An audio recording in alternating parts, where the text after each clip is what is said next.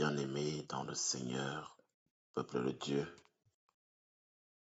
mes chers amis, bonjour et bienvenue à la révélation divine de ce matin. Révélation divine qui nous parlera essentiellement de la paix et de la réconciliation. La paix et la réconciliation. Je voudrais vous inviter, mes chers amis, à lire avec moi dans la première épître de Jean, chapitre 4, au verset 16. 1 Jean, chapitre 4, verset 16. Voici ce qui est écrit. Dieu est amour, et celui qui demeure dans l'amour demeure en Dieu, et Dieu demeure en lui. Parole du Seigneur. Bien-aimés, peuple de Dieu, mes chers frères et sœurs en Christ, une fois de plus, bonjour. Et que la paix du Seigneur qui surpasse l'intelligence des hommes reste et demeure en chacun de vous et en nous tous, dès à présent, demain et pour des siècles et des siècles. Amen. Pour vous servir ce matin, je suis le pasteur Funky Evinondoa. Mes chers amis, la paix et la réconciliation sont, à mon avis, deux concepts qui sont liés, mais qui restent et demeurent distincts. La paix, si on peut lui apporter une définition étymologique, est un état de calme, un état de tranquillité, j'allais dire un état d'harmonie entre les personnes ou entre les nations. Je pourrais par exemple citer le texte de Matthieu 5 au verset 9 qui dit « Heureux les artisans de paix, car ils seront appelés fils de Dieu. » Pour mieux comprendre, la paix est comparable à un état de, entre parenthèses, tout va bien. Un état où il n'y a pas de conflit. C'est ça la paix.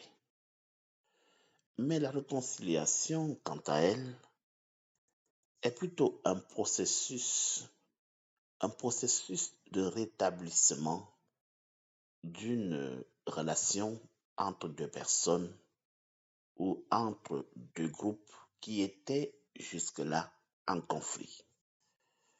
Sur le plan biblique, nous pouvons par exemple citer 2 Corinthiens chapitre 5, du verset 18 au verset 19 qui dit « Dieu nous a réconciliés avec lui par Christ ».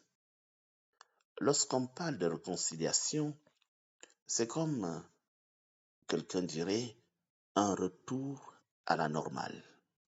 Après une rupture, après une séparation, après une division, où les gens travaillent pour essayer de rétablir la relation. Mes chers amis, peuple de Dieu, si je venais à me poser la question de savoir, peut-on être en paix sans être réconcilié? Je vous dirais oui. Mais peut-on être réconcilié sans être en paix?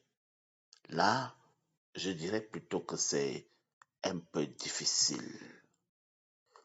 Prenons l'exemple d'Esau et de Jacob dans Genèse chapitre 33. Esau et Jacob se sont réconciliés. Pourquoi? Parce que Esau a pardonné à son frère. Et maintenant, ils sont en paix. Ils sont en paix parce que Esau a pardonné ils se sont réconciliés. Je voudrais vous dire, mes chers amis, que pour parvenir à la réconciliation, pour parvenir à la paix, il est peut-être important de s'humilier, vraiment s'humilier, comme l'a fait Jacob dans Genèse chapitre 33 au verset 3. Humilité humiliante. Tout le monde doit être un prototype d'humilité humiliante pour parvenir à la réconciliation dont nous avons tant besoin dans notre Église, par exemple. Il faudrait, par ailleurs, être capable de se pardonner, de nous pardonner, comme Dieu nous a pardonné, tel qu'il est écrit dans Ephésiens chapitre 4 au verset 32. Il faudrait que nous soyons capables de nous pardonner et aussi de rechercher la paix. Rechercher la paix, tel que le psaume 34 nous le dit au verset 15. Mes chers amis, peuple de Dieu, oui, je voudrais tout simplement dire que la paix sans la réconciliation, c'est un peu compliqué. Je vais donner un exemple. Deux voisins ne se parlent pas, mais ne se disputent pas non plus. On pourrait dire qu'ils sont en paix parce qu'il n'y a pas de conflit, mais il n'y a pas de réconciliation. Par contre, deux amis qui étaient en conflit se pardonnent, se réconcilient et maintenant ils sont en paix. Je ne sais pas si vous parvenez à voir la subtile différence que j'établis entre les deux concepts. Voilà, mes chers amis, ce à quoi le Seigneur nous appelle. Voilà ce à quoi le Seigneur appelle les fidèles, les responsables de l'Église presbytérienne réformée du Cameroun aujourd'hui. Prions ensemble. Seigneur, notre Dieu, notre Père,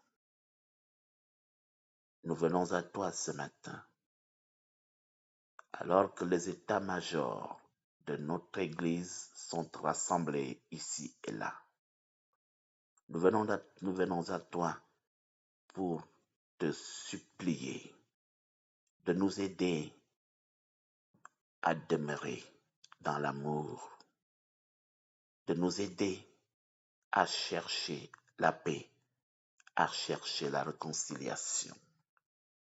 Va toucher les cœurs des hommes, va toucher les cœurs des hommes, afin que cette paix et cette réconciliation dans notre Église soient manifestes. Reste avec nous, par Jésus-Christ ton Fils, notre Seigneur et Sauveur, nous t'avons prié. Amen. Bien-aimé peuple de Dieu, voici donc la révélation express de ce matin, 16 janvier 2026. Au revoir et à demain pour une nouvelle révélation divine.